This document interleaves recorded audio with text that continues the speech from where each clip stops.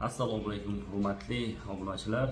Bu videoda yosh bolasi bor onalar ko'rishni tavsiya qilaman. Bu videoda nafas qisadigan bolachalarda ishlatiladigan dorilarni tushuntirmoqchiman. Hozirgi paytda juda ham ko'p shifokorlar ham yozib berishyapti va undan tashqari onalar o'zlari ham dorilarni olish bo'layapti.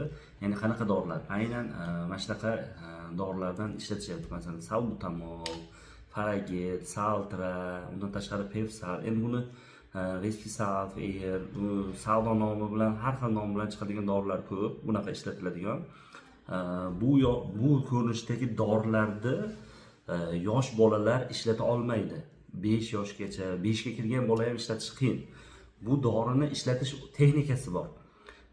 Bu to'g'risida qisqacha tushuntirib beraman. Ya'ni bu dorini qo'lga ushlab turib, mana ochasizlar, ochganinglardan keyin buni qanaqa ishlatiladi?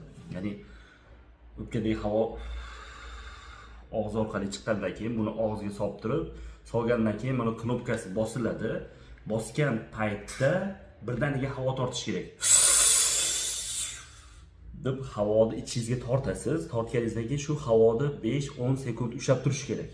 Ushlab turib, keyin havo chiqariladi. Havo chiqarilgandan keyin og'iz har doim chayqab yuborilishi kerak.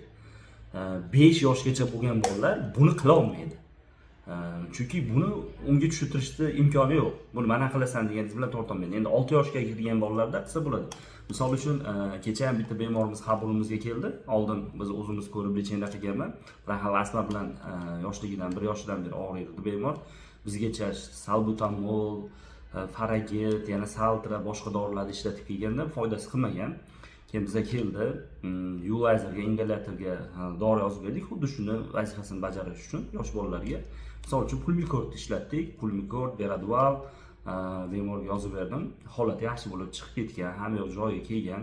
Keyinchalik yana takrorlanib, boshqa shifokorga yana borishgan. Borganda Faragit yozib bergan. Faragit yozib bergan 2 yoshli bolaga. Endi 2 yoshli bola Faragit ishlata olmaydi. O'zi instruksiya bo'yicha ham 2 yoshli bolaga Faragit mumkin emas. Ochib qarasanglar, Faragit dozasi 12 yosh tepasiga to'g'ri keladi. Ya'ni 12 yoshli bolaga yozsa bo'ladi. Undan ham tepasiga, 12 yoshdan pastiga yozib bo'lmaydi. Endi 6 yoshlarga ham yozsa bo'ladigan dorilar bor, misol uchun boshqa turdagi dorilar.